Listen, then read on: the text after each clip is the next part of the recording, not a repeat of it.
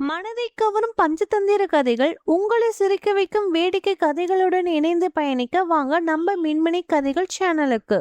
கந்தசாமி என்ற ஏழை மனிதன் தன் மனைவியுடன் ஒரு சிறிய குடிசையில் வசித்து வந்தார். வயதின் காரணமாக அவரால் வேலைக்கு செல்ல முடியவில்லை. தன் வசம் இருந்த பொருட்களை எல்லாம் விற்று காலத்தை கடத்தி வந்த அவர்களுக்கு ஒரு கட்டத்தில் உணவின்றி தவிக்கும் நிலை ஏற்பட்டது. கவலை நிறைந்த கந்தசாமி, இறைவா, எங்களை ஏன் இப்படி சோதிக்கிறாய்? இதே நிலை நீடித்தால் வறுமை தாங்காமல் நாங்கள் இறப்பதை தவிர வேறு வழியில்லை என்று இறைவனிடம் மனமுருகி வேண்டினார். அவன் மீது இரக்கம் கொண்ட இறைவன் அவர் முன் தோன்றி அவர்களின் குறைகளை தீர்க்க ஒரு அதிசய வாத்து ஒன்றை பரிசளித்தார். இந்த வாத்து தினமும் ஒரு தங்க முட்டையிடும். அதை விற்று உங்கள் அன்றாட தேவைகளை பூர்த்தி செய்து மகிழ்ச்சியாக வாழுங்கள் என்று கூறி மறைந்தார். அடுத்த நாள் முதல் அந்த வாத்து தினமும் ஒரு தங்க முட்டையிட தொடங்கியது.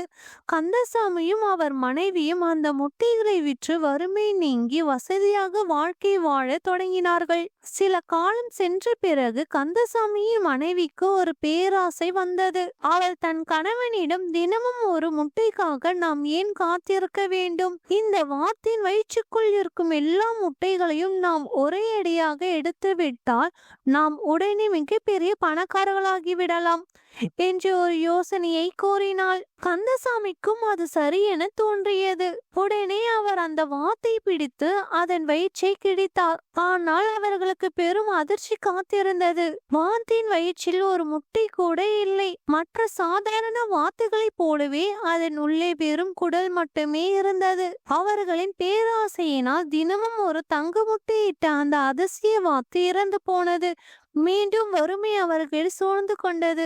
இறுதியில் உணவின்றி அவர்கள் இருவரும் உயிரிழந்தனர். ஆசை அளவுக்கு மிஞ்சினால் அது பேராசை. பேராசை எப்பொழுதும் பெரும் நஷ்டத்தையே தரும்.